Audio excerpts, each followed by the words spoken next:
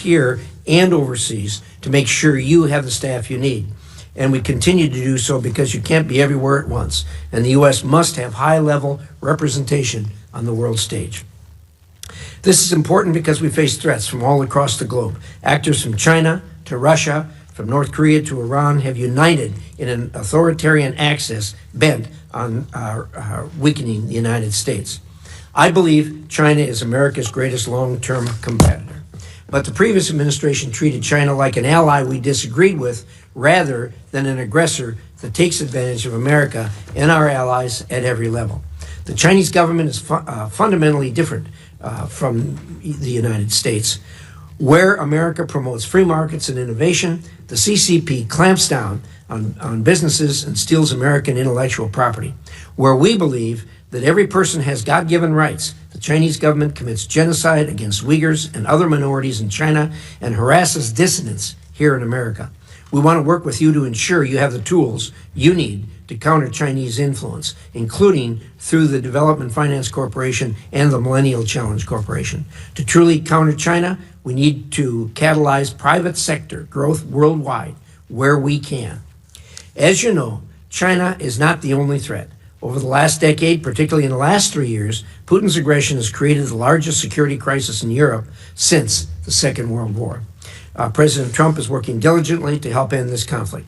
We need to keep pushing our European allies to increase cooperation on security. Some have already boosted their defense spending to 5%, but many still need to take stronger steps to confront the threats they face from Russia. In the Middle East, even after the president's successful trip, tensions remain high. Hezbollah remains a disruptor to reform in Lebanon. Baghdad must work to disarm Iranian-backed militias. Israel remains under constant threat from Hamas and Iran's other proxies. And we all hope Syria's government lives up to the opportunity you and the president have given the country with sanctions relief. Meanwhile, the maximum pressure campaign this administration is reinstating on Iran is very promising. We stand a real chance at bringing greater stability to the Middle East. I know you and the president will continue this important work. Finally, I greatly appreciate President Trump's efforts to address long-standing issues with our foreign military sales process.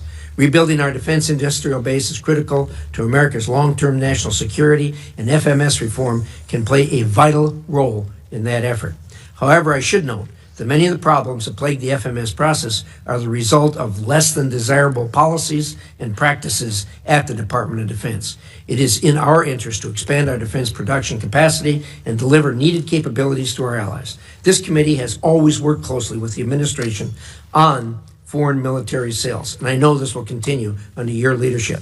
Secretary Rubio, as you and President Trump remake the State Department, I hope you'll consider this committee a partner and closely collaborate with us. As you bring the department into the 21st century through thoughtful reforms, I hope to finally see implementation of my Secure Embassies Construction Counterterrorism Act and Mission in a Box Act. These laws will help build new embassies easier, faster, and more cost-effectively, consequently freeing our personnel to conduct diplomacy abroad that advances American interests while better positioning the U.S. government to outcompete adversaries like China. Everyone who sits or has sat on this dais, including you, cares deeply about America's standing in the world. I look forward to hearing your vision for the ongoing State Department reorganization and how it will protect our national security interests. Thank you again for coming today. Again, a warm welcome, Senator Shaheen. Thank you, Mr. Chairman. Secretary Rubio, welcome back. 4 months ago, you sat in that chair and you said that China is, quote, the most potent and dangerous near-peer adversary this nation has ever confronted. You called China an industrial competitor, an economic competitor, a geopolitical competitor, a scientific competitor. I believe you were right. And yet, this administration has eviscerated 6 decades of American foreign policy investments, undercutting our ability to compete with adversaries like China. And Beijing is not just sitting back. As Elon Musk took a chainsaw to USAID and you proposed cutting 83% of foreign assistance programs, China has promised increasing its diplomatic budget by 8.4%. As we move to reduce our diplomatic workforce and discuss closing U.S. embassies, China has more diplomatic missions than any other nation on earth. And as the U.S. canceled PEPFAR, our most successful program fighting HIV/AIDS, China has been happy to replace our global health efforts across Africa and Asia. As this administration distracts from serious national security issues with threats against Panama and Greenland, Xi Jinping has welcomed Brazil's president and other Latin American leaders pledging more than $9 billion in investments. And as the U.S. has shuttered Voice of America and Radio Free Asia and crippled the State Department's ability to counter foreign propaganda, China pours billions into propaganda, spreading lies and eroding trust in the U.S. As this administration imposes tariffs on our closest allies, China is courting them in Europe, in Asia, and in our own hemisphere. Beijing is making the case that they are, and the term they are using is frightening, they are a more reliable partner than the United States. And it's not just our allies. Xi has deepened ties with Putin, shielding the Russian economy from sanctions. Because of that, and because President Trump has given away our leverage, Putin doesn't feel pressured to agree to a ceasefire in Ukraine. And for all the administration's talk, for all Elon Musk's promises, according to reports, DOGE has not saved a dime. CBS News reports that the federal government has spent $200 billion more in its first 100 days than it did last year. And according to the Partnership for Public Service, DOGE's cuts might cost American taxpayers $135 billion this year. This is in addition to the costs to American families and businesses stemming from the president's trade war. I recently met with a New Hampshire company that provides ball bearings to the aerospace industry. They do a lot of their business with defense. Their lead time for steel has gone from 20 weeks to 2.5 years because of the tariffs on steel. We can't support our defense industry with a 2.5-year lead time on steel. According to the Yale Budget Lab, consumers face an overall tariff rate of 17.8%, which is the highest since 1934. That's $2,800 per household each year. And these tariffs amount to the largest tax increase during peacetime in U.S. history. 4 months ago, Mr. Secretary, you said we were going to be safer, stronger, and more prosperous. But whether it's President Trump's deals with the Sinaloa cartel to let cartel members into the United States, or watching masked agents abduct a Tufts college student, I don't feel safer. With Canadians canceling summer trips to New Hampshire and hurting our tourism industry, I don't feel more prosperous. And after traveling to Ukraine and visiting the graves of people who were massacred on the orders of a Russian president this administration has bent over backwards to please, I don't feel more secure. To your credit, Mr. Secretary, your trip and the statement from President Trump that he will be lifting sanctions on Syria was welcome news. And you've worked to restart some programs and grant waivers to others. But contrary to what we've heard, life-saving health and humanitarian aid is still not flowing in any meaningful way. My staff was just in Africa. We have photos of the empty shelves and closed down clinics. We were promised a golden age for America, but instead our disease surveillance programs are down, our counterterrorism programs are in chaos, the ceasefire in Gaza has ended and fighting has begun again, and we have unilaterally disarmed against some of our most dangerous adversaries. You know, one of the things that I'll never forget in the past 4 months is my trip to Ukraine, where we stopped in Poland, which has been one of the most pro-American countries in the world. But because of the cuts and the stop work orders, we met with one civil society leader who was working with Ukrainian refugees. And he said to me, to the Codel, we always looked up to Americans. You are a trusted ally. My trust in America is broken. They were told to remove all the American flags with the halt on assistance to foreign assistance. Removing all the American flags is a sad commentary on the foreign assistance legacy for this administration. American flags coming down around the world. Thank you, Mr. Chairman. Well, thank you, Senator Shaheen, Secretary Rubio. There appears to be a modest disagreement in view of the condition today. It's your turn. Close the gap for us, please. Thank you. It's an honor to be here on behalf of the National Archives, and in addition to... Yeah. We don't have time for you to list. Okay, well, we'll focus on state today.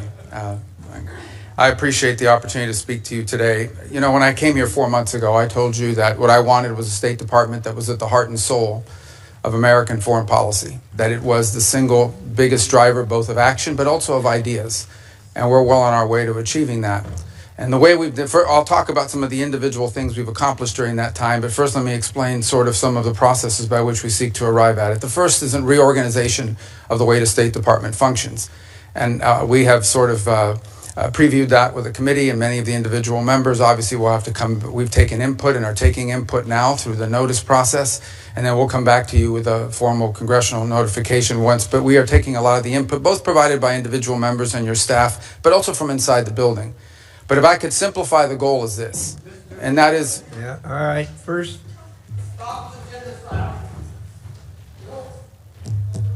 Carry on. The goal is to drive power and action in our agency to the regional bureaus and to our embassies on everything we do. We want our foreign policy to be holistic. So, for example, we recognize that the set of factors, both in diplomacy and foreign aid in Guatemala or in Trinidad or in Jamaica, are going to look different than they may somewhere in Africa, somewhere in the Indo-Pacific region. And we want those decisions and the influence over those decisions to be made, to be driven to the regional bureaus. And so what we've done is we've taken a lot of the functional bureaus and functional processes and moved them under the purview of the regional bureaus and the career individuals that serve there, and ultimately down to the embassy. One of our first tests, Senator Shaheen, is going to be in Syria. We don't have an embassy in Syria. It's operating out of Turkey. But we need to help them. We want to help that government succeed, because the alternative is full-scale civil war and chaos, which would, of course, destabilize the entire region. And we are going to allow our people on the ground, both our embassy personnel at the Damascus embassy located in Turkey, and for the short period of time, at least, or in the interim, our ambassador in Turkey, to work with local officials there to make determinations about what kind of aid they need. Is it humanitarian? Is it improving law enforcement or governance functions? We think it's going to be the first test of this new model, but I strongly believe that our decisions and the power to drive decisions and the decisions and the inputs that we're taking have to be driven in many cases from the bottom up, not from the top down, and focused on the fact that there is unique sets of factors in individual parts of the world that require different priorities and attention. And ultimately, foreign policy, mature foreign policy, requires a balancing of interests. That's just a fact. Okay, our human rights agenda is going to look different in certain parts of the world than it will in others. That doesn't mean that we as a people have abandoned it. That means that in a world where you need to conduct real foreign policy in a mature and structured way, there are ways you're going to have to balance all these.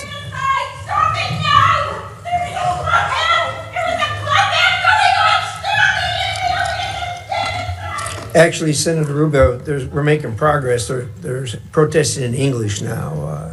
Oh, remember that? Yeah. Remember last time. So we have to understand, and that's why we think it's so important that our regional bureaus be at the core and at the heart of everything we do. And so we feel good about that part of it. By the same token, I think critical to this are some of the reforms we're trying to make to foreign aid. And I said when I appeared before this committee, everything we do has to make us stronger, safer, or more prosperous. So we've undertaken a review of our foreign aid. And the reality is that there are many of these programs, some are good programs. Some make all the sense in the world, and we wanted to pursue those programs. Go ahead. Some of these programs make all the sense in the world, but frankly, on the priority scale, perhaps other programs are more important. Others, frankly, made no sense at all. We can talk about some of those programs today. We funded things around the world that made absolutely no sense. I will say this, even with the reforms we put in place and what we're suggesting as changes to our foreign aid, we still will provide more foreign aid, more humanitarian support than the next 10 countries combined, than the entire OECD, and far more than China. China doesn't do humanitarian aid. China does predatory lending. That's what Belt and Road Initiative is. That's what all of their aid. They have zero record of doing humanitarian aid in the world. And frankly, they don't know how to do it. They have no interest in doing it. What they're very good at is going into some country, making you a loan, and then holding that debt over your head. And that's what they continue doing. By the way, you have to hire a Chinese company to do it.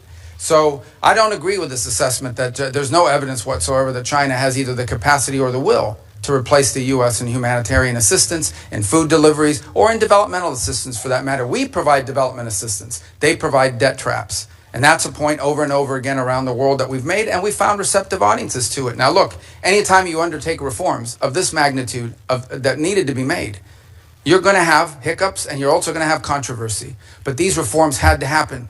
At USAID, 12 cents of every dollar was reaching the recipient. That means that in order for us to get aid to somebody, we had to spend all this other money supporting this foreign aid industrial complex. We're going to find more efficient ways to deliver aid to people directly, and it's going to be directed by our regional bureaus, and it's going to sponsor programs that make a difference, and it's going to be part of a holistic approach to our foreign policy.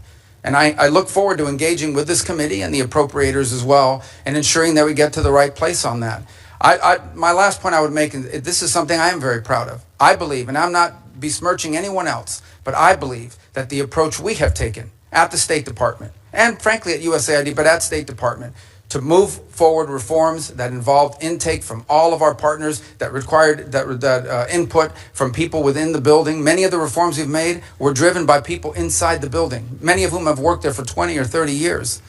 And now we are engaged with Congress, both in the House and Senate, in a comment period where we're taking many of your comments and are making changes to our organizational proposals that we look forward to bringing back to you with an official congressional notification. And even after that, there'll be an opportunity to move forward. But the State Department had to change. I'm telling you, it was no longer at the center of American foreign policy. It had often been replaced by the National Security Council or by some other agency of government, when in fact we have these highly talented people, many of whom have served in multiple posts around the world and have a holistic view of how foreign policy needs to be conducted, that were being edged out. Because you know what? When I get a decision memo early on at the State Department and they would hand me these memos, there were 40 boxes on this piece of paper. That means 40 people had to check off, yes, okay, before it even got to me. That's ridiculous. That takes too long. That's why people said, don't use State Department. They take too long and it's too cumbersome. And if any one of those little boxes didn't get checked, the memo didn't move up the chain. That can't continue. We can't move at that pace in this world. Events happen quickly, and we have to be able to move at the pace of relevance. And so I hope to work with you in a productive way to make that possible. You're not going to like all the changes, but I want you to know what the intent of the changes are. It is not to dismantle American foreign policy, and it is not to withdraw us from the world. Because I just hit 18 countries in 18 weeks. That doesn't sound like much of a withdrawal. And I see some of these foreign ministers, including individuals from Ukraine, more than I've seen my own children. And I talk to them at least 3 times a week. We are engaged in the world, but we're going to be engaged in a world that makes sense and that's smart. And that isn't about saving money. It is about ensuring that we are delivering to our people what they deserve, a foreign policy that makes America stronger, safer, and more prosperous. Thank you. Thank you, Senator Rubio. We're going to do a round of questions. We'll go 7 minutes since we have a secretary here. And I'm going to start. One of the things that you mentioned, and admittedly, what we're dealing with here is a large number of subjects. I want to focus on one that Senator Shaheen and I have worked together on, and that's the Syria matter. Thank you and the President for suspending or lifting the sanctions on Syria. I think the next step, and I think you agree with us, that both Syria and Lebanon are opportunities for us. And we need to explore the opportunities with a careful eye on what's going on to make sure it stays on track. I think the next step, as far as I'm concerned, as far as moving Syria forward, is getting personnel on the ground there. And you and I talked about the possibility of opening the embassy. And I understand that this isn't a classified setting, but can you maybe describe for us the challenges of opening the embassy, why we haven't done it to this point, staying within the bounds of the... Yeah, well, it's entirely driven by security concerns. By the way, it's not the transitional authorities. We don't think they would harm us, but there are other elements on the ground in Syria that we have to be able to protect our important people. Point. And there are the ability, you don't just have to be able to get people in, you have to be able to get people out. We have all kinds of requirements that are there for a reason. If someone is hurt, do you have a medical evacuation plan? Can you secure a facility from an attack from an armed group, many of whom are still running loose in the country, unfortunately? It's one of the fundamental challenges the transitional authority is facing. On the broader point of Syria, I would say it when Syria, if you look at the history of the region, when Syria is unstable, the region becomes unstable. And this has certainly been true after the Arab Spring led to the Assad rebellion against Assad, and that really destabilized the entire region. And then it turned Syria, frankly, into a playground for jihadist groups, including ISIS and others that used it to operate and to destabilize their partners. So you have this change in December.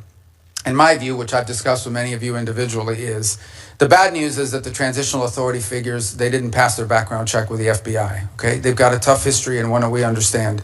But on the flip side of it is, if we engage them, it may work out, it may not work out. If we did not engage them, it was guaranteed to not work out. In fact, it is our assessment that, frankly, the transitional authority, given the challenges they're facing, are maybe weeks, not many months, away from potential collapse and a full-scale civil war of epic proportions, basically the country splitting up. The good news is that there is a Syrian national identity. It is one of the places in the Middle East where Alawis and Druze and Christians and Sunni and Shia have lived along, and Kurds have lived alongside each other underneath the banner of a Syrian identity until it was broken by a butcher, Assad, who pitted them against each other. So they face a number of challenges. The first is they are dealing with deep internal distrust in that country because Assad deliberately pitted these groups against each other. He claimed to be the protector of the Alawis and the Christians and pitted them against the Druze or whoever else he wanted to, and the result is a deep level of distrust. The second is the displacement, upwards of 6, 7, 8 million Syrians living abroad, very successful, by the way, in the countries they go to. But they need to we need to figure out how we can enable the transitional authority to create an environment where they come back home, where they can come back to their homes, where they can help rebuild their economy. But what prompted the president to move quickly on sanctions? Because we had a plan. You know, we engaged with the foreign minister at the UN here in New York. We gave him a visa to come into the country. We allowed their finance minister to come to World Bank hearings or meetings here in Washington, D.C. The next step was I was going to meet with the foreign minister, and some of you may have met with him already at Munich, but I was going to meet with him in Turkey at the NATO gathering. But the president had an opportunity to meet with al-Shara, and frankly, he made a bold decision. I'll do it. I'll meet with them under the Saudis and the Turks that encouraged that. And the rationale and the reason is we need to, right now, the most important thing is that partnering nations, the nations in the region want to get aid in, want to start helping them, and they can't because they're afraid of our sanctions. So they don't. The lifting of the sanctions, its most immediate impact will be to allow neighboring countries to begin to assist the transitional authority to build governance mechanisms that allow them to actually establish a government, unify the armed forces under one banner and the like. But I want to be frank, that won't be enough. You know, with the Caesar Act, we can issue waivers, but these waivers, because of expirations on them, are not going to attract the kind of foreign investment. Ultimately, there's going to have to be something done congressionally or more comprehensively to ensure that if the right steps are taken, we can create an environment for private sector growth that begin to provide economic opportunity to the people of Syria. But one last point I would make is the outcome in Syria will have a deep impact on what happens inside of Lebanon. Because Lebanon, too, has been hurt by a combination of clashes at the border, but also they've had to assume responsibility for some of these Syrian refugees. We believe that, by the way. So the combination, if you think about a region, let's say 2 years from now, where Syria and Lebanon are stable, that opens up incredible opportunities around the region for all kinds of peace and security and the end of conflicts and wars.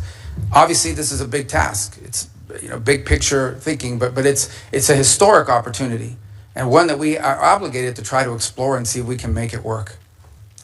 Thank you. I appreciate that, and I think we're in full agreement with this, and it is a conundrum as far as the sanctions are concerned. We've got the 6 months, but as you say, the future. It's hard to predict the future since it hasn't happened yet, as Yogi Berra used to say. And there are real issues and risks in the future. We can take it a step at a time. You issued a visa to the foreign minister. Senator Shaheen and I met with the foreign minister in Munich. You issued him a visa to come to New York, which was important to meet with other heads of state. Do you have the ability to do that for the president also? Sure. I mean, we could, and there may be an opportunity to do that come the General Assembly of the United Nations. Yeah, probably will be, and I think that's important. Let me, we do hear a lot of complaining and renting of garments over cuts here and there on our foreign assistance. But the number you laid out is absolutely stunning. that the United States contributes more to foreign aid than the next 10 countries put together. I mean, that's a stunning, an absolutely stunning number.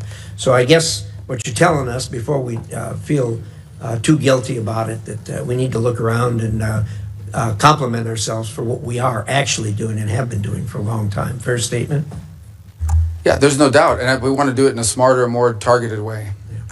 Lastly, let me give you a minute on PEPFAR.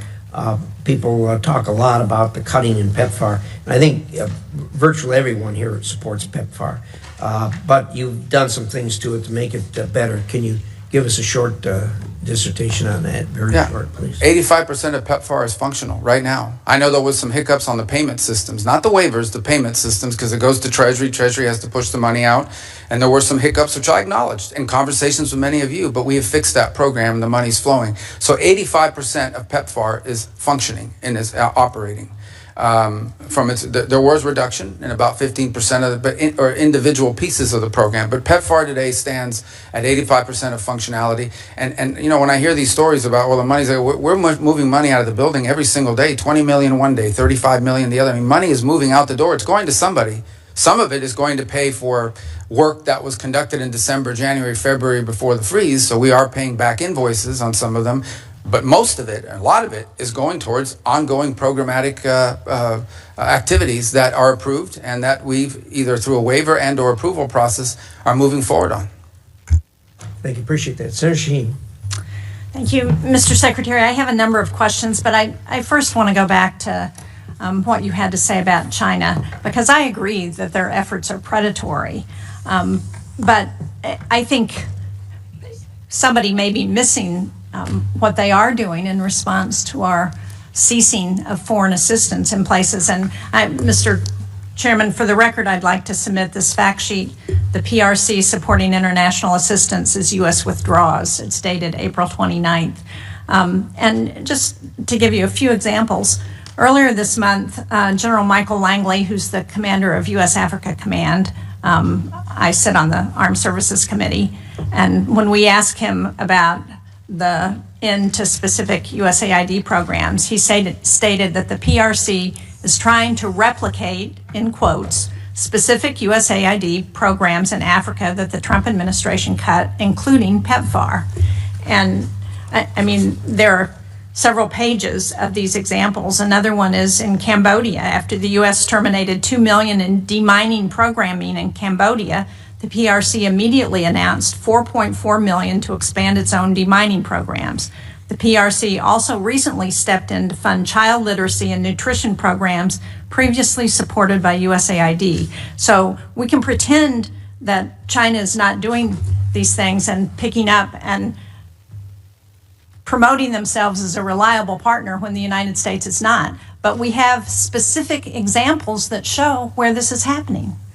But I want to move to Ukraine because we heard the conversation that the president had with Vladimir Putin, the phone conversation where Putin didn't agree to any meaningful negotiation that would end this war in Ukraine.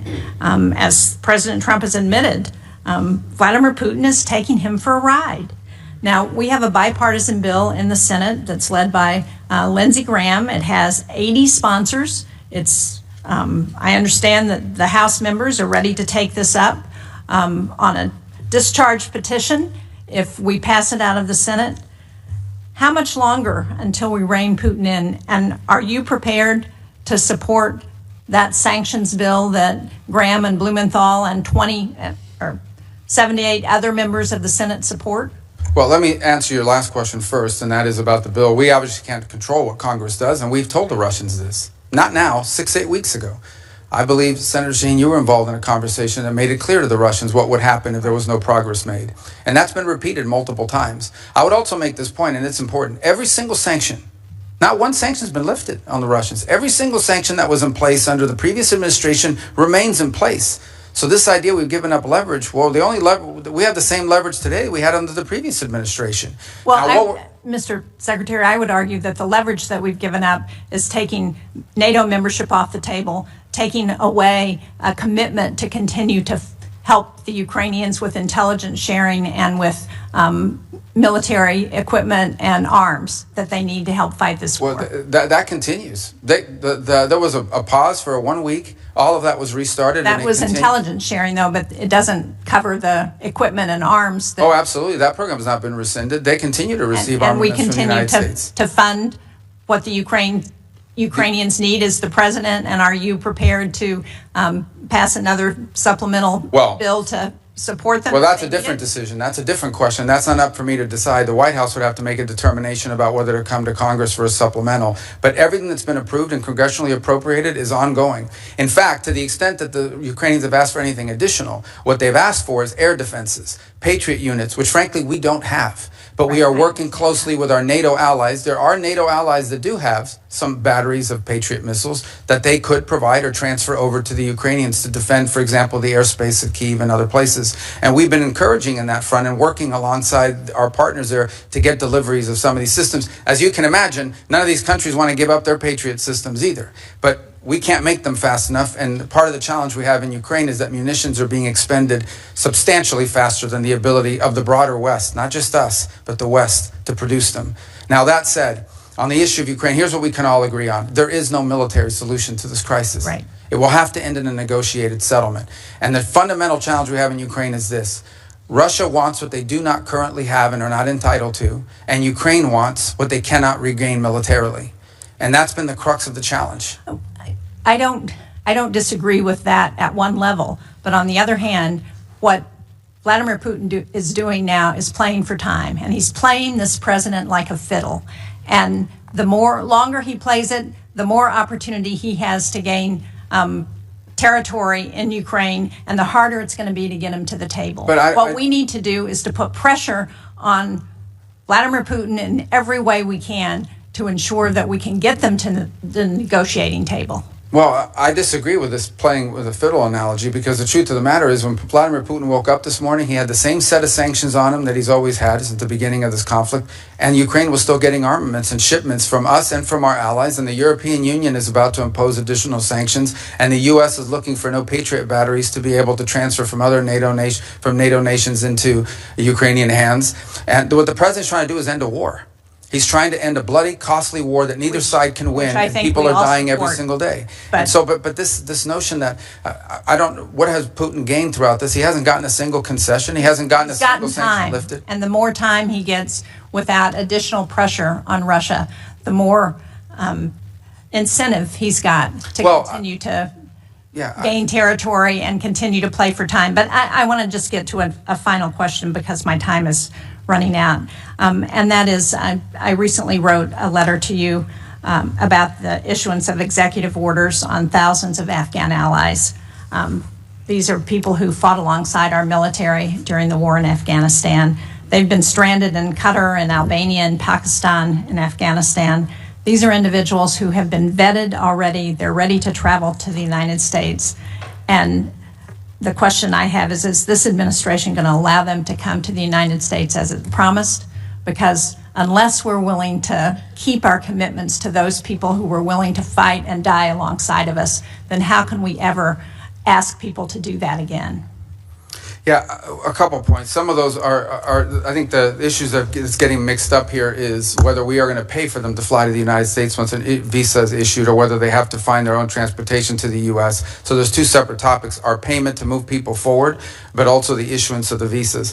And when that is still going through an internal review as to who is going to be allowed in, there's been a review of the vetting process that's been used. Frankly, there have been some errors found in the previous vetting process that we're concerned about. And I'm separating out from that audience people who we have closely vetted because we've been working alongside them for many years with regards to their service alongside our intelligence forces or special operators on the ground from the broader. Remember, they're also bringing dependents with them. And so there were some concerns early on about freezing or slowing down this program until we could determine whether we were properly vetting people to come towards the United States. And that process is ongoing, and I think we'll have more concrete answers for you, which I know is not satisfactory at this moment, but we've obviously had a lot going on. But this is something that we've heard a lot from both our DoD partners and others in the intelligence community, and we're working to make progress on that. I'm out of time, but just to clarify on Last week, Secretary Noem announced that temporary protected status, which I understand is not exactly the same, but for over 8,000 Afghans would end on July 12th. Many of those people are people, again, who fought and died alongside of our men and women in the military. And for us to send them back to sure death at the hands of the Taliban is just not what they were promised when they agreed to fight with us. Thank you, Mr. Chairman. Thank you, Senator Shaheen. Senator Ricketts. Thank you, Mr. Chairman. Secretary Rubio, welcome. The United States is at its most dangerous time in our history since World War II. And we know, we can see what Russia's done in Europe. We know the increasing aggression of communist China, Iran, North Korea. I want to hit upon Iran real quickly here. As you know, this is a theocracy that's got brutal mullahs and a corrupt military. They chant death to America, death to Israel. You've had 4 rounds of negotiations with them so far, and I think you framed it best when you said earlier this month they have to walk away from sponsoring terrorists, they have to walk away from helping Houthis, they have to walk away from building long-range missiles that have no purpose to exist other than having nuclear weapons, and they have to walk away from enrichment. That was your quote earlier. And that enrichment is particularly important, as you stated, and Steve Witkoff reemphasized over the weekend, the ability to enrich at 3.67% for a civilian program. It only takes a few weeks to get to 90% for a military-grade weapon. Now, what I'd like you to just talk about real briefly is, what are you thinking about when you say they've got to get rid of their nuclear program, they've got to have complete disarmament? Is it still the policy that they cannot be allowed to enrich at all in Iran? Thank you. Well, obviously, these are ongoing, I hope to be ongoing negotiations, because the alternative would be far worse, in my view, but maybe necessary. But we hope that we can reach an agreement with Iran. So here's the baseline that I've described to everybody on it. If what Iran wants is a civil nuclear program, energy, you know, the ability to develop nuclear energy, there's a model for that multiple countries around the world currently follow. And that allows them to build reactors and then bring in enriched material and use it to generate electricity. And that's a model that will be available to Iran potentially if they choose to take it. If, on the other hand, they want to retain enrichment capability. And I just described this because if anyone's watching this or in the future, this can get a little complex. All of you understand it, but for the general public, it's important when you get into the details of this. Once you know how to enrich at any level, all you need is time to be able to enrich at a higher level. And they've already proven the ability to enrich at a higher level. In fact, they have and are doing so now. In fact, their legislative branch passed a law requiring them to break JCPOA and enrich way beyond, almost well beyond 60%. So you're absolutely right. About 90% of the work of enrichment is getting to that 3.67 level. After that, the rest of it is just a matter of time, not to mention what the gap is from the 20% for medical isotopes, which is the other thing they insist upon. So the Iranian position is that they don't just want energy. They claim that enrichment is a matter of national pride. It is our view that they want enrichment as a deterrent. They believe that it makes them a threshold nuclear power and as a result becomes untouchable. And that is the crux of the situation we're facing right now. And there are other actors, and I won't go much deeper into it, but there are other nation states in the region that are also range from uncomfortable all the way to view as an existential threat the belief that Iran could ever be in a position of maintaining its enrichment capability in the long term that could quickly be weaponized. So that is the basis upon which we are negotiating with the Iranians. Our hope is that we can encourage them to show them a path towards prosperity and peace that allow them to develop their economy, that allow them, if they want, to have a civil nuclear energy program like other countries around the world have without enrichment. And it's our hope we can encourage them in that direction. The president has been very clear, and I won't elaborate any further, that they are never going to get a nuclear weapon. That is not going to happen. But I much prefer, and I would venture to guess all of you would much prefer, if we could reach an arrangement where they agree to this off-ramp, to this pathway towards prosperity and peace, as opposed to the road they have been on for the last 20 years. And it will not be easy. But that's the process we're engaged in now. Right, thanks. So let's go to communist China, because they're the greatest existential threat that we face as a nation.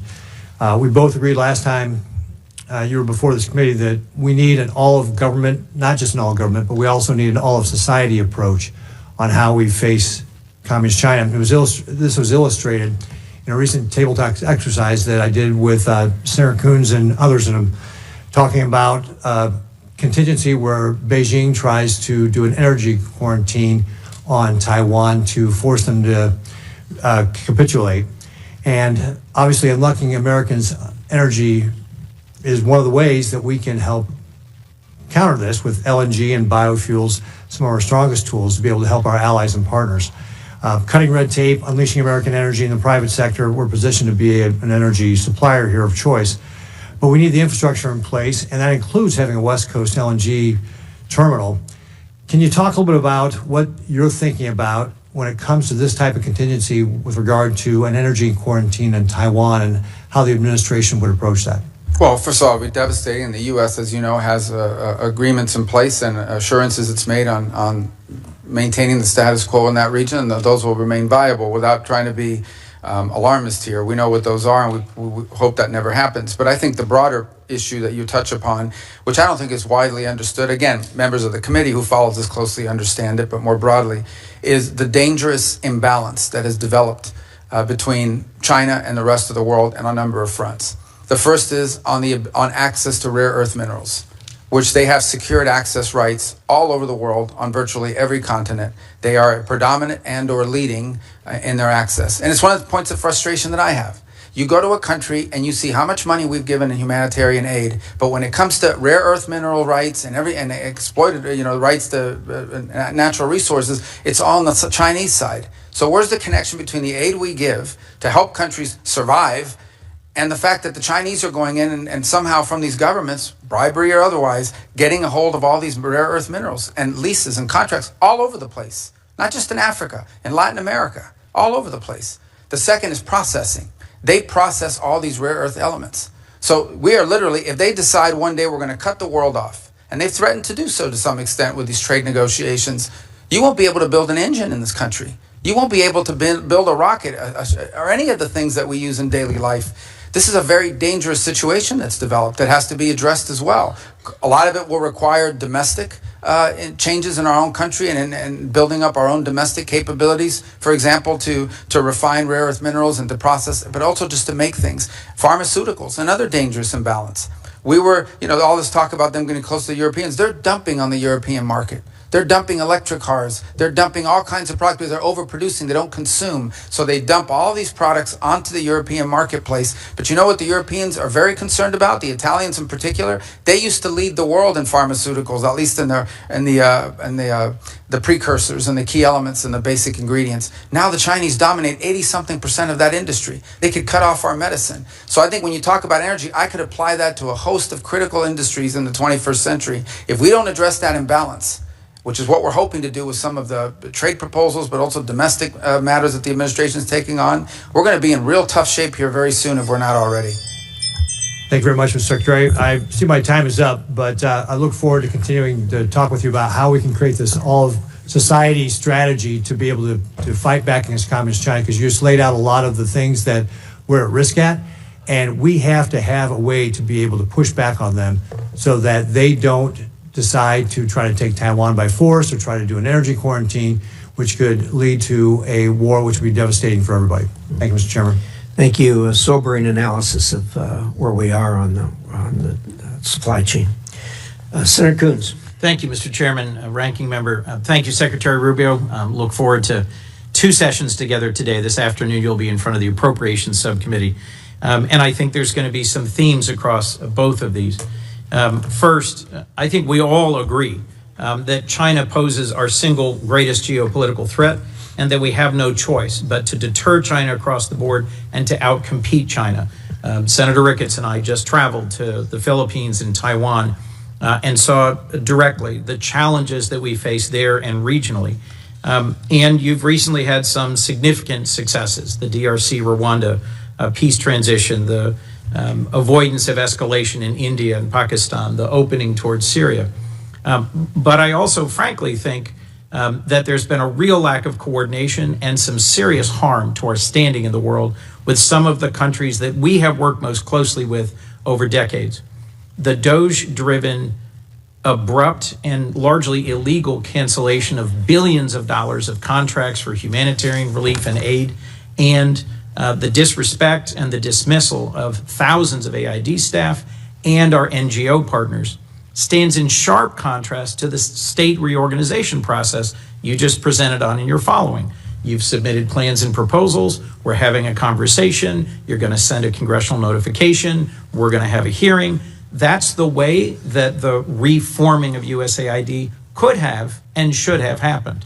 And so I just at the outset had to say, as someone who spent 15 years traveling the world, visiting both our partners and allies, looking at independent or semi-independent agencies like the MCC and the DFC and their role, and visiting NGO partners and the USAID, I reject the broad characterization of them by Elon Musk and Doge as criminals who were wasting taxpayer money. You've heard across all of us support for PEPFAR, concern about humanitarian relief, and the vision that this is a key strategic asset for us. It's my hope that we'll work together to actually make real a more effective, focused, and sustainable foreign aid component to what STAID does, and sustaining organizations that we help build together, like the MCC, the DFC, and the Global Fragility Act. So let me turn to this for a moment. My colleague, Senator Shaheen, made reference to places in the world where the CCP and the PRC have stepped forward. I agree, they're never going to deliver humanitarian aid the way we used to, and with the breadth, depth, and effectiveness that we have.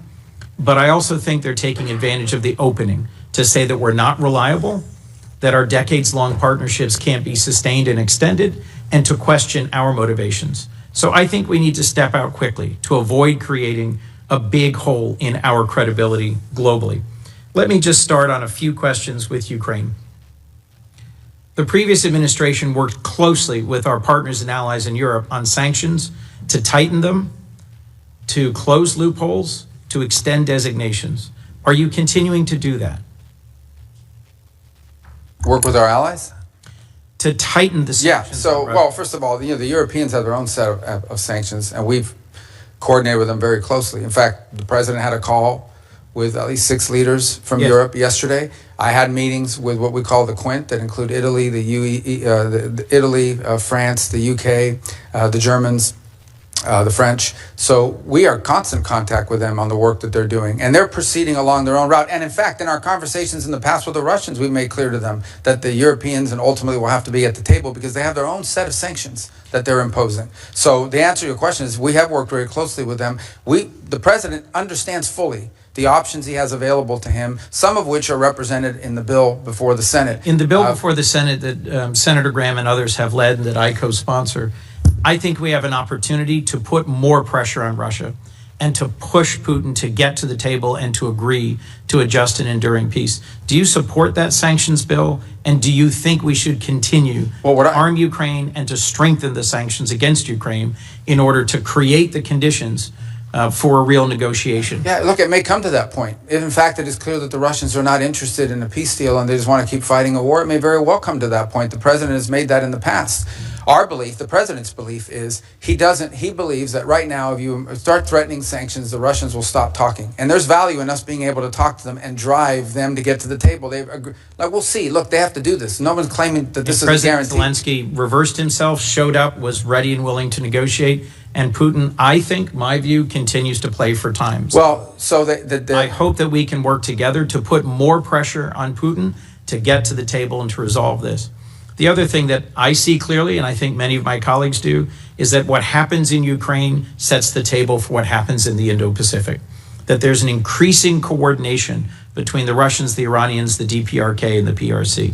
Do you see that as well, Mr. Secretary? Well, we remind our European allies every day that were it not for China, Russia would not be able to sustain this. And they're fully aware of that. And obviously, we all understand the presence of the North Koreans and the Iranian role in this as well. But by the same token, I would say there's a flip side to that, and that is every minute we spend, every dollar we spend on this conflict in Europe is distracting both our focus and our resources away from a potential for a much more serious, much more cataclysmic confrontation in the Indo-Pacific. So the answer is yes, they are related, but they're related both ways. They're related on the one hand by the precedent that it could set, but they're also related by the fact that every minute that we spend on this conflict that cannot be won by military means, every resource that's expended into is money and time that's not being spent on preventing a much more serious confrontation from a global perspective in the Indo-Pacific. You made the point earlier that, in your view, we did not coordinate well enough between countries where we for decades had done humanitarian aid, disaster relief, public health work, and countries that ally with China in terms of resource mining and processing. One of the countries we visited was the Philippines. The Philippines is the most disaster-prone country on Earth. They have more typhoons, volcanoes, earthquakes than anywhere else, and they are a treaty ally of the United States. Yet we abruptly canceled a whole series of programs that provided disaster assistance, development assistance, and humanitarian aid. My hope is that we will work together to follow an appropriate and legal process to reform foreign aid and to align it with our values and priorities. I've long seen the MCC and the DFC as critical components in pushing back on what you correctly perceive as the PRC's extractive engagement with much of their region. What do you see as the future for organizations like the MCC and the DFC? And when we next speak this afternoon, I'll be pressing you on the America First Opportunity Fund and understanding how this nearly $3 billion Agile fund will fit into the picture for the future of aid. Yeah, on DFC, we don't control those two entities. They're independent. They're both undergoing a review. DFC, I think, has the opportunity to potentially even expand. That's not a commitment, but I'm telling you there's talk about that. On Millennium Challenge, I think that I saw some reporting out there that it was being imploded. My understanding is the way it's being approached is that it's being reformed but not done away with. It was actually created as an alternative to the way we did aid with USAID. And so there's work happening on both of them. So my personal view on DFC is I think DFC has an opportunity to perhaps do more. And it's the sort of investment we want to make around the world in the way it's structured. And on Millennium Challenge, it's undergoing a review right now, but the review is designed to improve it, not to eliminate it. Well, we should talk more directly about that. I'm concerned that what's happened in other agencies is happening there. The overwhelming majority of the headquarters staff being suspended or fired, and then compacts eliminated more quickly than it's being reformed. Same thing with global communications through USAGM, Radio Free Europe, Radio Free Asia. I'm concerned that we are conceding spaces to the PRC when we should be working together on a shared objective, which is to deter and compete successfully with the PRC. Thank you. Senator Curtis. Thank you, Mr. Chairman. Mr. Secretary, as you talked about visiting 18 countries and not being with your kids, I had a pain of guilt with you being here today, but thank you for making this a priority and being with us today. This might surprise some of my colleagues and maybe even you, but for the last several years, I've led a Republican delegation over to the Conference of the Parties, COP. And I believe that a Republican voice is really important at that table. I would point to issues, for instance, like nuclear. When I first started attending COP, nuclear was out of power, and we were shouting from the housetops that we had to have nuclear power. And I think that's shown the influence of a Republican voice over there.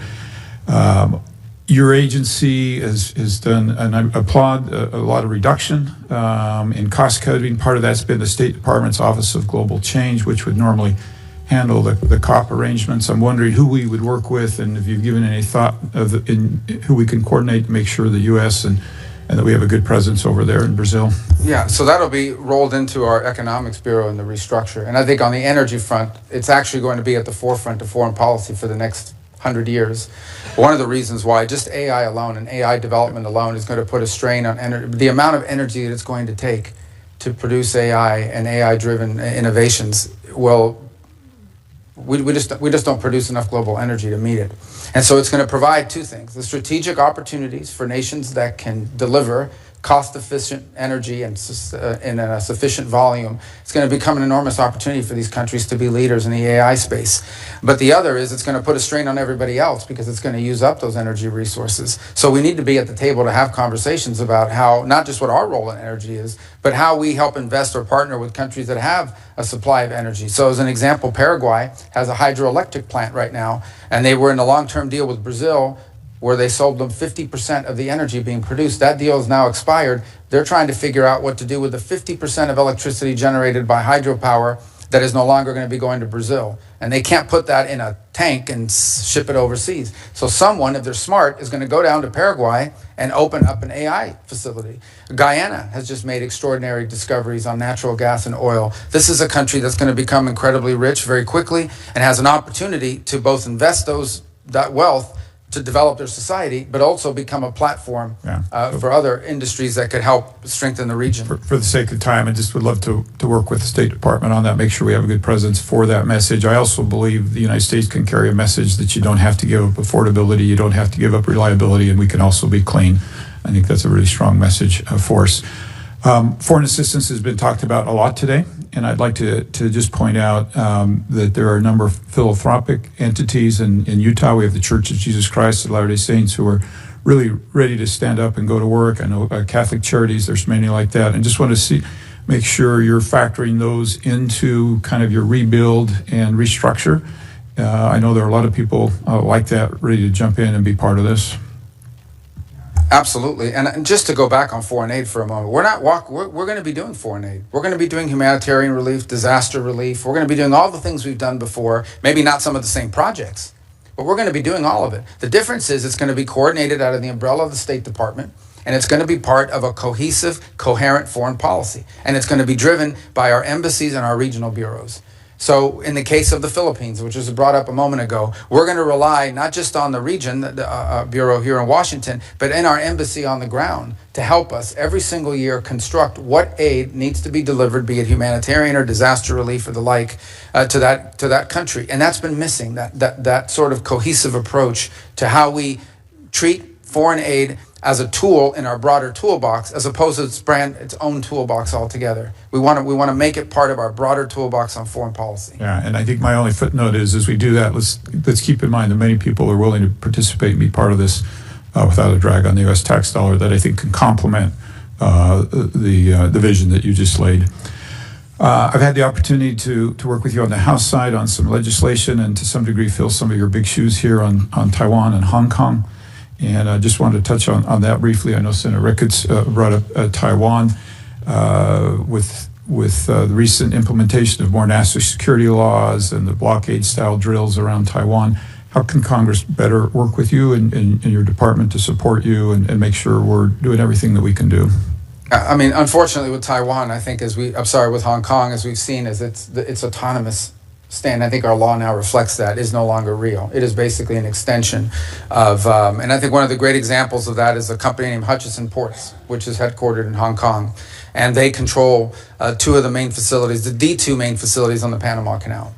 And everyone was saying, well, they're not a Chinese company. They're not Chinese. They're a private Hong Kong company. Well, when Hutchison Ports decided they were going to sell, all of a sudden the Chinese government's put all kinds of pressure on them, and it slowed down the deal. So how can it be, if this company is an independent Hong Kong company, why do they care what the Chinese authorities think? Well, the reason is because they are under Chinese control and Chinese influence. And the fact they're headquartered in Hong Kong is no longer a protection from that. So I think it's important for us to understand Hong Kong cannot become a place where China can evade, be it sanctions or restrictions, by simply hiding behind some company who has an address there.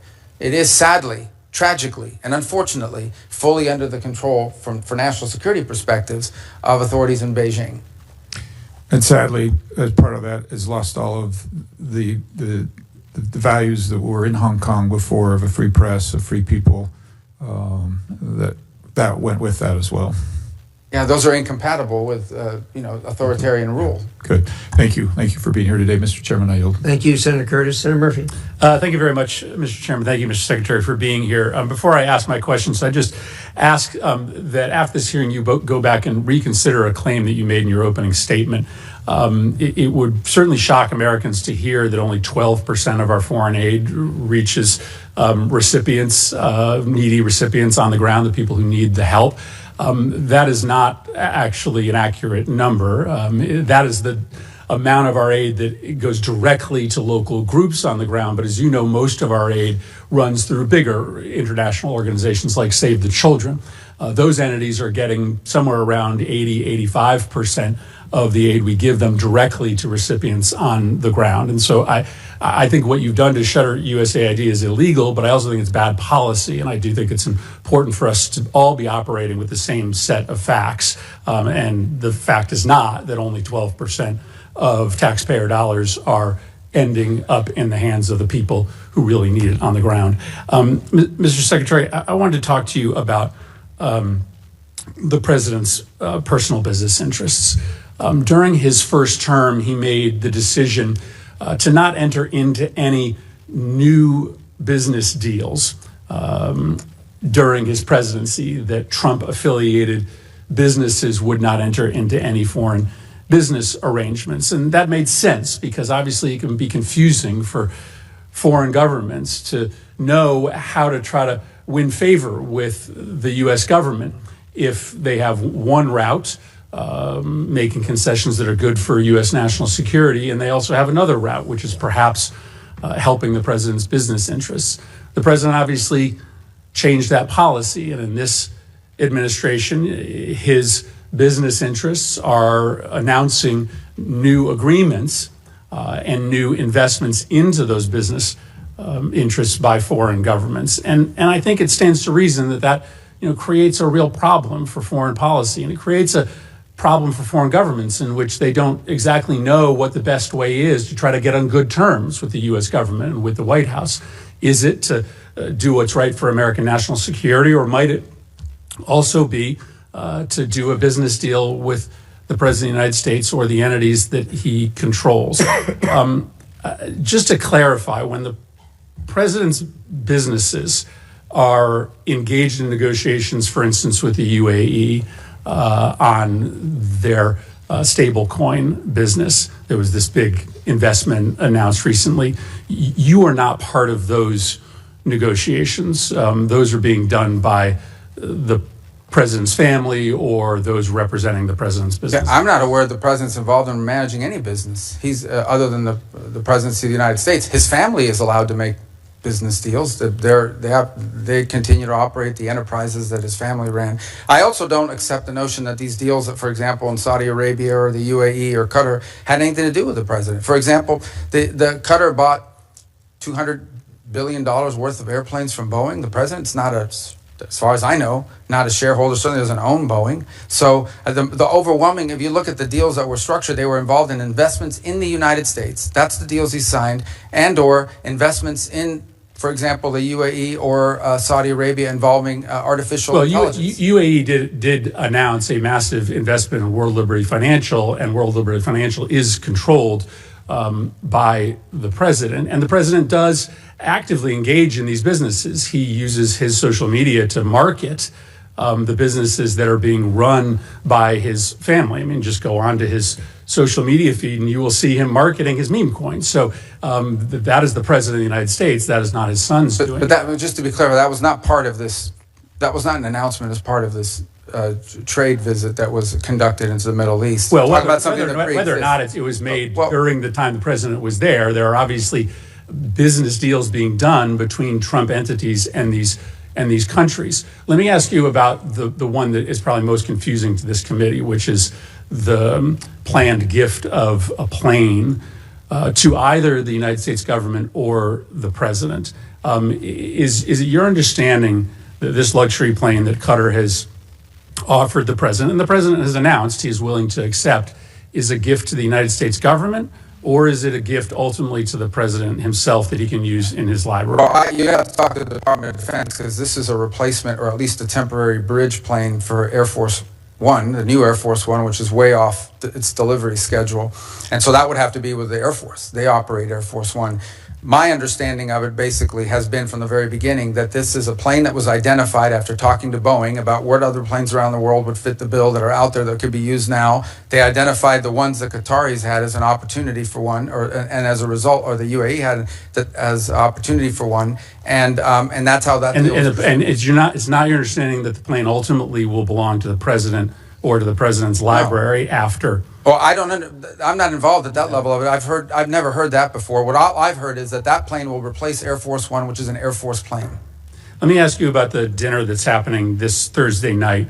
The president has offered access to him to the 200 top purchasers of his meme coin. Reports are that maybe about half or more of those individuals who will be meeting with him, many in a VIP reception, are foreigners. Do you have a list of those foreign individuals who will be meeting with the president? I don't. I don't know anything about it. I didn't even know there was a dinner on Thursday night, so I'm not sure what you're referring to. So you don't know whether any of the foreign individuals who are going to be meeting with the president this Thursday night, for instance, are on our list of sanctioned individuals, or whether any of those individuals have connections to, let's say, terrorist organizations abroad? Well, I think if they had terrorist links, the Department of Homeland Security probably would not have allowed them into the country. But I don't even know there is a dinner on Thursday. You're asking me about something I don't know about. Well, but listen, this is a dinner that the president is having.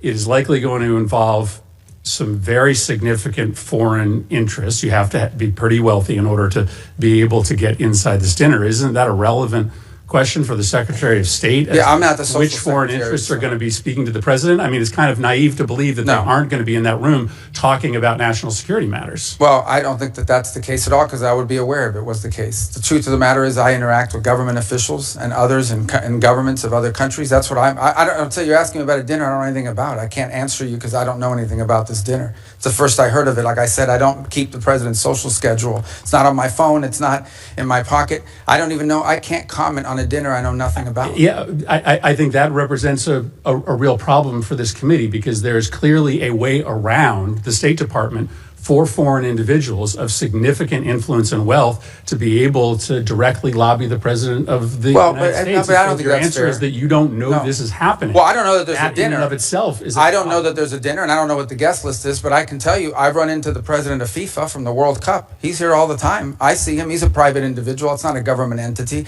and he's met with the president and is friendly with the president. He doesn't have to go through me to meet with the president. The president has relationships and friends and people he's known for a long time. Some of them are foreigners.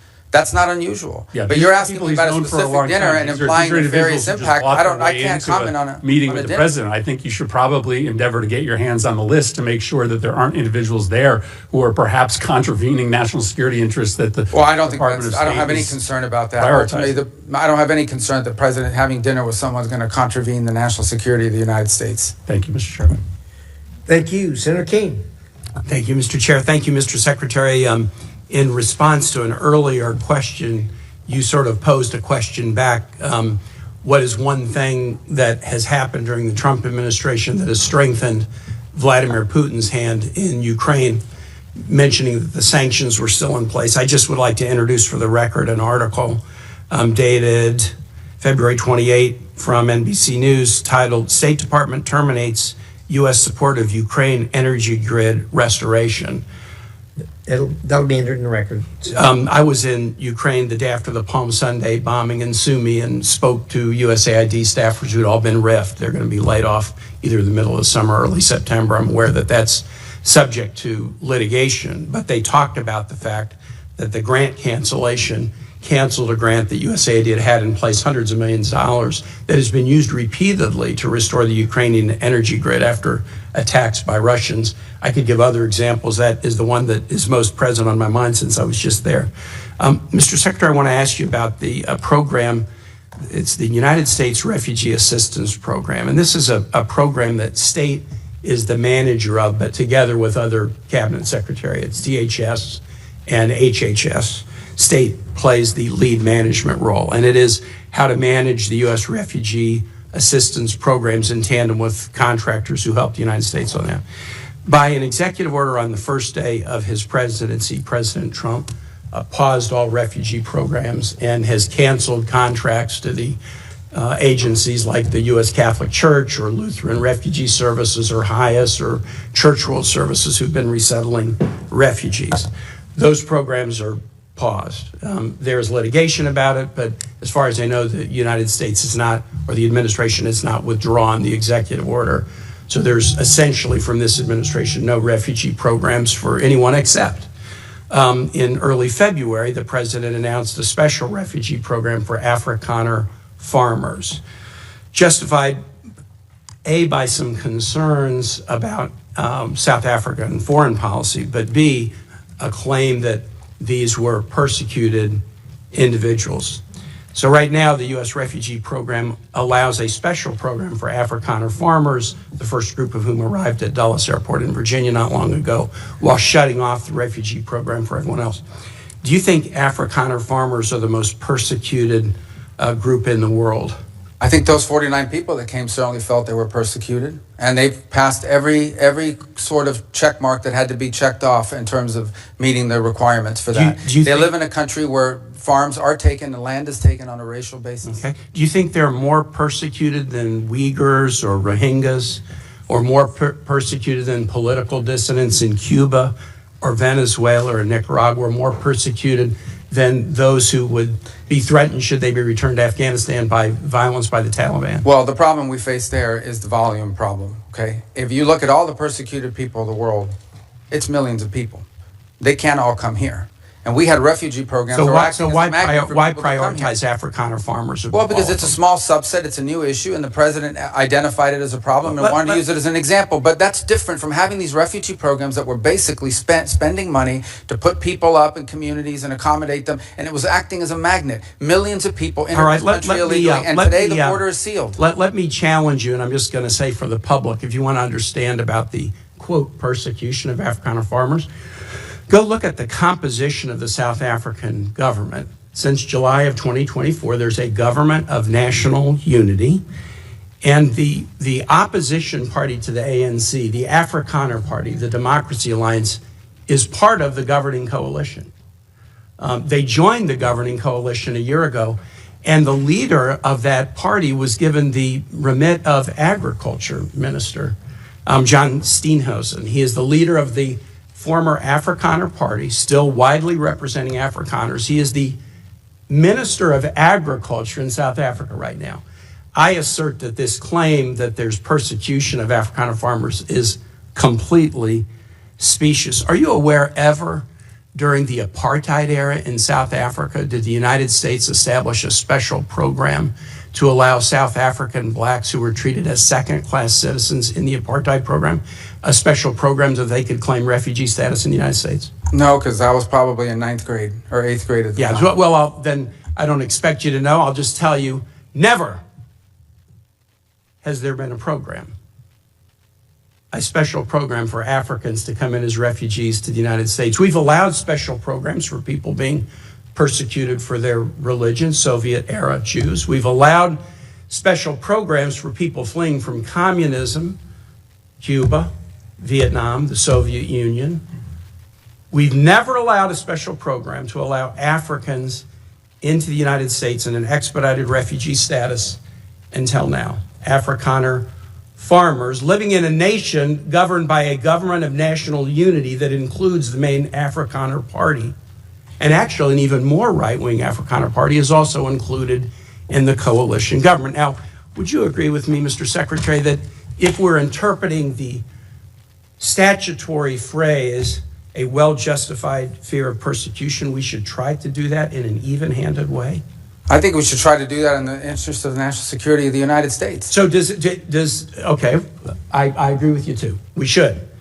Should we try to do it in an even-handed way? So, for example, should we say, if you're persecuted on the grounds of your religion, we'll let you in if you're a Christian, but not if you're a Muslim? I think that the United States has a right to allow into this country and prioritize allowance of who they want to allow to come in. But I'm going to ask you, what? Yeah. So a well-justified fear of persecution. Yeah, they thought that their farms were being burned down and they would be killed. I think that's a pretty good justification for wanting to come. They're afraid for their lives. And should it be applied in an even-handed way? That's an easy. No, our foreign policy doesn't require even-handedness. It requires prioritizing the interests of the United States. The phrase says you are entitled to entrance as a refugee if you demonstrate a well-justified fear of persecution. No, you're not entitled. So can you have a different standard based upon the color of somebody's skin? Would that be acceptable? Well, I'm not the one arguing that. Apparently you are, because you don't like the fact that they're white, and that's why they're coming. I'm just asking you to say that would be unacceptable. Well, no, I would say that the United States, a very easy thing to say. The United States has a right to pick and choose who they allow into the United States. Even based on the color of somebody's skin.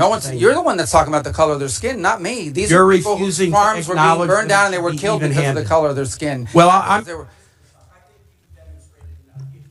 Well, you've demonstrated enough because you think anyone should be allowed into this country for any reason because they met a certain Who has criteria. said that? We are going to prioritize people that come into our country on the basis of what's in the interest of this country. That's a small number of people that are coming. But in you that said particular case. this weekend that but there in would other be more. cases, it's harder to vet. In other cases, it's more difficult. And by the way, the United States admits people every year. 1 million people come to this country every year legally. 1 million. And people now a year come to this there country is one legally. group No of other people country that in the have world an is nearly as easy generous. pass into this country. For the first time, this administration has said Afrikaners get an easy pass and refugee programs for the remainder of the world are shut off. And you can't say to the American public that we should apply this statute in an even-handed way. No, I I'm think it shocked should be at that, applied in a and I way. yield No, well, you back. shouldn't be shocked. It should be applied in the national interest of the United States. Our immigration policy should be based on the national interest of the United States. Period. End of story. If there is a subset of people that are easier to vet, who we have a better understanding of who they are and what they're going to do when they come here, they're going to receive preference, no doubt about it. There are a lot of sad stories around the world. Millions and millions of people around the world. It's heartbreaking. We cannot assume millions and millions of people around the world. No country can.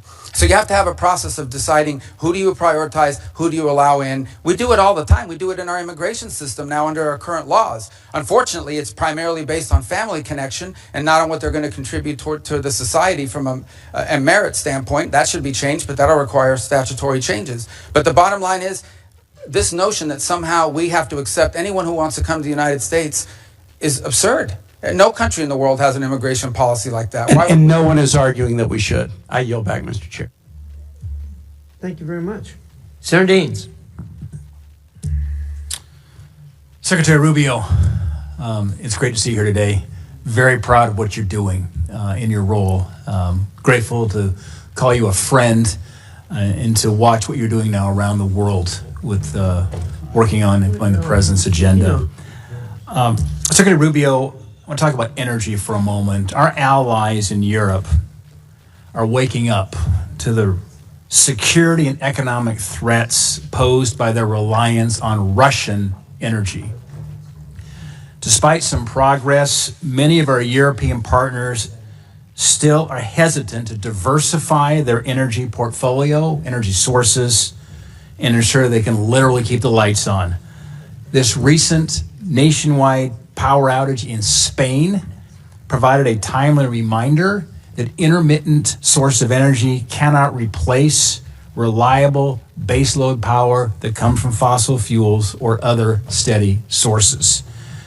So despite their acknowledgement of this threat, Europe is still making it very difficult for energy companies to do business on the continent. In fact, the European Commission promulgated regulations in the last year regarding ESG due diligence and methane emissions that will soon make it all but impossible due to these reporting requirements for major gas exporters to do business in Europe. Secretary Rubio, how can you work with our partners in Europe to build a more reasonable, broader, more diverse energy trade and regulatory framework that allows companies to deliver power that Europe so badly needs? Well, obviously, when you talk about the European Union and these individual countries, they have a degree of sovereignty. They'll have to make these decisions. We can certainly, in our conversations with them, remind them of the vulnerability of their energy grid. It is, I think, everyone's consensus belief that one of the factors that went into Vladimir Putin's decision to invade Ukraine is his belief that Europe was so dependent on him for energy that they would do nothing about it if he did it. And that turned out to be the case. Now, you've seen some countries moving faster than others to diversify. For example, I believe on Saturday was the first delivery of U.S. LNG to Italy. They've opened up a terminal now to accept it. There are other countries that are looking, but obviously these things take time. But I think the case in point, if in fact that's what led to the collapse of the grid, and there was, by the way, a collapse today in their telecom system as well in Spain, is a reminder of the vulnerability of energy, the vulnerability for purposes of just conducting 21st century commerce and economics, but also vulnerability potentially to being used as a geopolitical weapon against you. So I sense that among many of our allies in Europe, particularly those on the eastern flank, there is a growing, and I would say not just awareness, but a growing fear of how vulnerable they are on energy, both to foreign actors and because of the strains that are going to be placed by AI and other new technologies on our energy grid in the years to come. Secretary Rubio, I want to shift gears for a moment and come back to a part of the world that doesn't get a lot of attention, but very strategically important, that's Central Asia. Think about Central Asia, the 5 countries, Kazakhstan, Kyrgyzstan, Uzbekistan, Turkmenistan, Tajikistan. When they wake up in the morning, they look north, they see Russia. They look to the east, they see China. They look south to Afghanistan. They look south and west to Iran. There is great potential that I don't believe is being utilized. An example of that is the lack of a trans-Caspian pipeline. You've got these 5 Central Asian countries, the Caspian Sea. 20 miles is all that's needed right now for an interconnector to basically connect Turkmenistan into Azerbaijan and then into the network the gas line pipeline, certainly throughout Europe. It's just 20 miles for that interconnector. Turkmenistan has the 5th largest reserves of natural gas in the world. Huge potential. And obviously with their neighbors of China and Russia and Iran, getting that gas out is a challenge, but there's a path forward through the Caspian Sea. Mr. Secretary, do you believe that completing that 20-mile Caspian interconnector would be in the best interest of the United States and our allies? I think the answer is yes. That's what you're saying. I mean, it sounds to me that way from what you've described. I can't say I'm an expert on those 20 miles, but I could certainly see from your argument, the way you put it forward, that it makes all the sense in the world. And it reminds me, once again, of why we want so much of our foreign policy to be driven at the regional and embassy level. Those are exactly the kinds of opportunities that in a different context, where how we were conducting energy policy would be lost. Those are exactly the kind of opportunities that would be driven from the bottom up.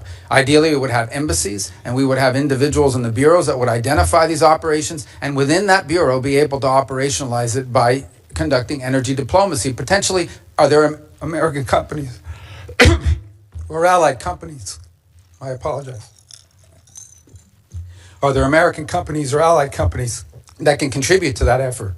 That can help us to fill that gap and provide the contracting work needed. Yeah, you know, and Secretary, what's fascinating is when you engage those countries. And I was the first U.S. Senator to be in Turkmenistan and Tajikistan in 13 years when I went over there last November. As you can see, energy is a very emotional thing to me. It is, Mark. I get choked up too thinking about it.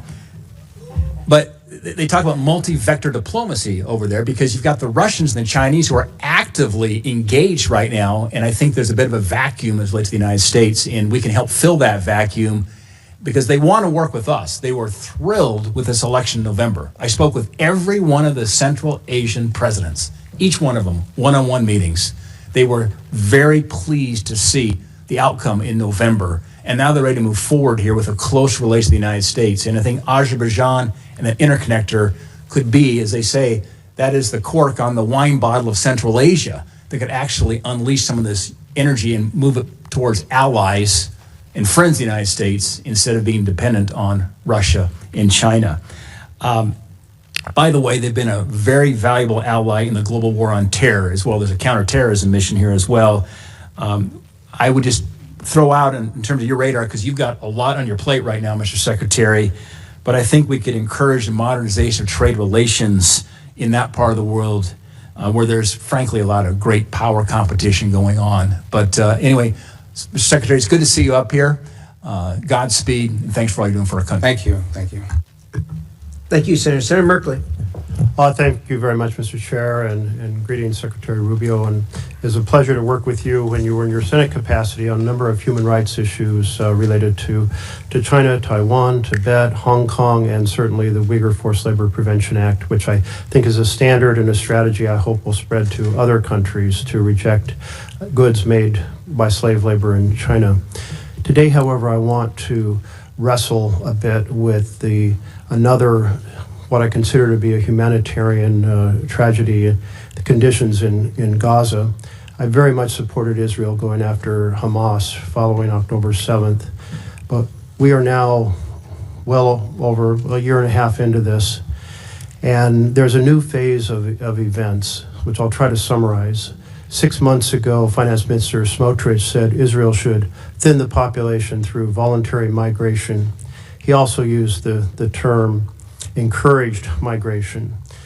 These terms are considered a euphemism for forced displacement. And the strategies of forced migration are food denial, the demolition of homes so that there's no place to return to, and driving people from one area in the Gaza Strip south to the southern side. Then there is a new plan called Operation Gideon's Chariot, mass call-up of troops in Israel. And Netanyahu said a few days ago, he said, we're going to take over all the areas of the Gaza Strip. By the way, on that forced displacement or the demolition of homes, I want to put up a chart to accentuate the point. This is satellite images done by the New York Times that show before the war, the detailed homes, mass damage before the ceasefire, and then since the ceasefire, absolutely the entire neighborhood turned to rubble. There's just basically nothing left that is habitable. So I wanted to just make the point that it's not some theory about the strategy. The strategy is being implemented and implemented very aggressively and effectively. But let me return to the issue of food denial. The Office for Coordination of Humanitarian Affairs estimated that in February, 2,000 children were admitted for treatment of acute malnutrition. I was thinking about the strips that are used. They're called MUAC strips, mid-upper arm circumference. It's basically a measure of the bicep. And I saw them I went to areas that were under starvation in Africa, and I saw these being used, and you'd see a child, and you would think this child is just maybe 2 years old, and they'd be 5 years old, and their arms as thin as toothpicks. And I was struck when a UN health representative returned and said, and I quote, "I've seen them in the wards," referring to the hospital wards, "a child of 5 years old, and I thought he was 2 and a half. So Ulcha said 2,000 children, acute malnutrition. That's a nice way of saying we're starving. In March, there were 36 children admitted for acute malnutrition. The denial of food the blockade began March 2nd, so the numbers are undoubtedly up much higher in April and now into May. The World Health Organization reported a couple days ago that 57 children had died from the effects of malnutrition. That blockade shows signs of being changed. Netanyahu has made some public comments. He said, "We will not stand by." "We cannot reach a point of starvation for practical and diplomatic reasons." He went on to say that mass starvation is a red line that could cost Israel support from the U.S. He didn't say it was a humanitarian problem, but support from the U.S. And yesterday, 5 trucks went in, and there's a plan to get up to 100 trucks. But 5 trucks is 1% of the amount needed for daily food supplements, and 100 trucks is still only 20% in an area that's already extremely hungry. This has led Canada, France, and Britain to say we cannot stand by while the Netanyahu government pursues these egregious actions. The level of human suffering is intolerable. So I guess my question here is the U.S. is a very close ally to Israel, both in military, security support, certainly in economic support. Is the administration conveying to the Netanyahu government that encouraging migration through food denial is an unacceptable strategy? Well, let me say I won't discuss, obviously, for many different reasons, what we share with our partners and allies. But I will walk you through some of the steps you've rightly outlined, what has happened over the last... It's not too long a speech, because I'm really trying to get where our administration is standing. Well, I'm still trying to get the center out of me, so I still talk longer than I should, Yeah, well, so I'll be more brief. I'm going to have to reclaim some time, but go ahead, try to keep it very... Well, you want me to answer? I do want you to answer, but hopefully answering the question is pretty simple. Does the U.S. consider this an acceptable strategy of encouraging migration? Well, I would say that we were pleased and to see that aid is starting to flow in again. I understand your point that it's not in sufficient amounts, but we were pleased to see that decision was made. I understand another 100 trucks are behind that and maybe more in the next few days.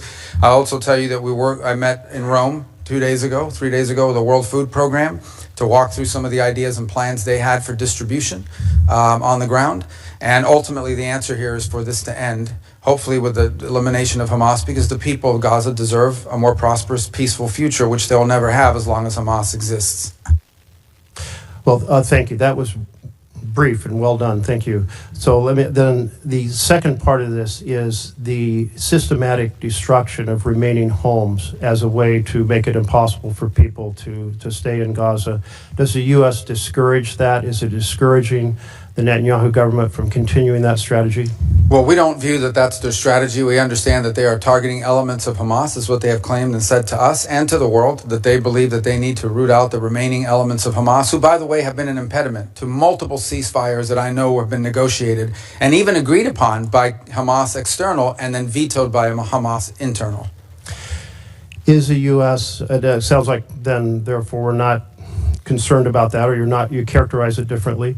There has been reports of the administration working behind the scenes to develop a plan to help deport Gazans to Libya. Have you been involved in any discussions related to deporting people from Gaza, Palestinians in Gaza, to Libya? No, there's no deportation. What we have talked to some nations about is if someone voluntarily and willingly says, I want to go somewhere else for some period of time because I'm sick, because my children need to go to school or what have you, are there countries in the region willing to accept them for some period of time? But those would be voluntary decisions by individuals. Well, if there are voluntary decisions because there is no clean water, there is no food, and bombing is all around you, is that really a voluntary decision? Well, ultimately, that's the point, right? And that is you don't want people trapped there. They may want to come back. They may want to live there in the future, but right now they can't. And if there's some nation willing to accept them in the interim period, yes, we've asked countries preliminarily whether they would be open to accepting people, not as a permanent situation, but as a bridge towards reconstruction. Does that include Libya? I'm not aware of Libya. Thank you. I will just summarize since my time is up. I think the U.S. has a moral responsibility to fiercely convey to the Netanyahu government that using food as an instrument of war is unacceptable. It's a violation of international humanitarian law. It's mass punishment. We have now children who are dying, and while Netanyahu has said he doesn't want to see mass starvation, he's drawing the line at mass starvation, but we're seeing real starvation right now, and I think we owe it to our connection and our close relationship to Israel to powerfully convey the importance of not just 5 trucks a day like yesterday or 100 trucks a day, but enough food to end the starvation. Is that a policy you can get behind? To ultimately rebuild and provide people a future in Gaza? To get behind enough trucks to end the starvation. Yeah, we've made that point. Look, I think ultimately, I don't think you would have seen the events of the last couple of days without our engagement, the engagement of others. Israel remains a strong ally. We're supportive. We understand why for their security Hamas cannot exist. We are also very happy to see that they have allowed aid to begin to flow, and we hope that that will continue. Concluding comment, Mr. Chairman, thank you for your tolerance. It's an important topic. Netanyahu did say he was responding to remarks and pressure from American politicians. I assume that's the administration saying that America cannot accept mass starvation, but I would encourage you to push not for 5 or 100 trucks, but enough food to end the fact that children are starving and adults are starving, innocents are starving. Our close relationship, we need to end it. Senator McCormick. Thank you, Mr. Chairman, Ranking Member Shaheen, and Secretary Rubio. Good to see you. It's always great to have you here. Let me start with Iran. I'm deeply concerned, as I know you are, about Iran's nuclear ambitions, and I agree wholeheartedly with President Trump's view that there must be complete dismantlement of Tehran's nuclear enrichment capabilities. A key flaw, as you know, in the JCPOA was its failure to address Iran's support for terrorist proxies. And we've seen the horrific results of that.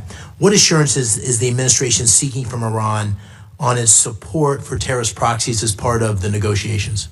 Well, interestingly enough, the negotiations initially have been focused entirely at this point, although obviously we're aware of their sponsorship of terrorism in the region, including the Houthis and Hezbollah and other groups such as this, the militias in Iraq, and their efforts to get back into Syria.